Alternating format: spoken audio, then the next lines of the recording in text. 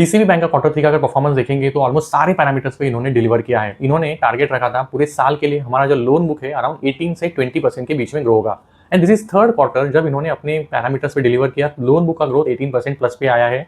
अब ये growth achieve करते वक्त इनका जो निम का ट्रैजेक्टरी वो भी इंप्रूव हो रहा है। सी क्वार्टर 1 में इन्होंने कहा था कि हमारे निम बॉटम आउट हो चुके हैं, तब इनका निम था 3.2%। अब इनका कहना था हमारा जो ग्रोथ है निम यहाँ से इंप्रूव होगा। Q2 में ये निम पहुंचा 3.23 पे, अब जो इनका निम है 3.27 पे पहुंचा है। तो again there is a sequential improvement in the NIM, net interest margin. अब ये इसलिए हो रहा है बिकॉज इनका जो अगर डिपॉजिट बेस दिखेंगे जिसमें ऑलमोस्ट 80% जो है वो है टीडीज, टर्म डिपॉजिट्स। तो ये टर्म डिपॉजिट का जो साइकिल है 10 to 15 मंथ्स का होता है जब रीप्राइसिंग होता है।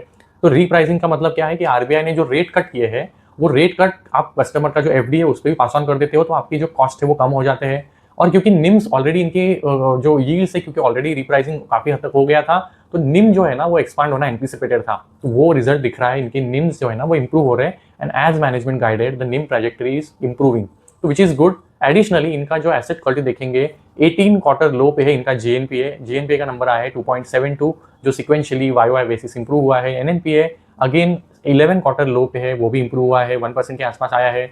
अब ये करते वक्त इनका क्रेडिट कॉस्ट कंट्रोल में है, वो भी जो टारगेट रखा है 0.45 का उसके भी नीचे है।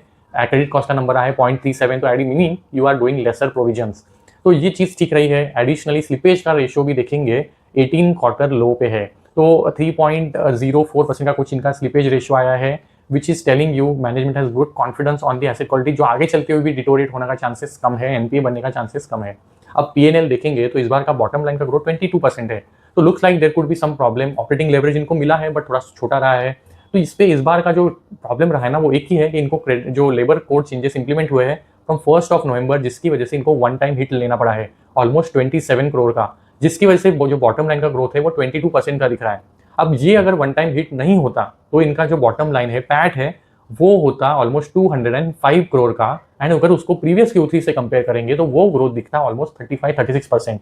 तो that would have been a really good story to tell, but because of that unfortunate one time impact इनका बॉटम लाइन का ग्रोथ 22% दिख रहा है। बट जस्ट अंडरस्टैंड, अगर यही ग्रोथ मोमेंटम अगर Q4 में, which is anticipated to be again a very good quarter, because H2 वैसे ही बैंक और एनबीएफसी के लिए थोड़ा बढ़िया ही होता है, सीजनली बेटर पीरियड होता ही है, तो ये अगर ग्रोथ मोमेंटम Q4 में कंटिन्यू होता है तो their bottom line growth can be even higher. यही क्वार्टर इनका जो है ना वो हाईएस्ट एवर परफॉर्मेंस है in terms of bottom line, and don't be surprise अगर इनका Q4 का performance is again highest ever in terms of जो पैट है बॉटम लाइन है। तो I keep you posted, let me know if you have queries.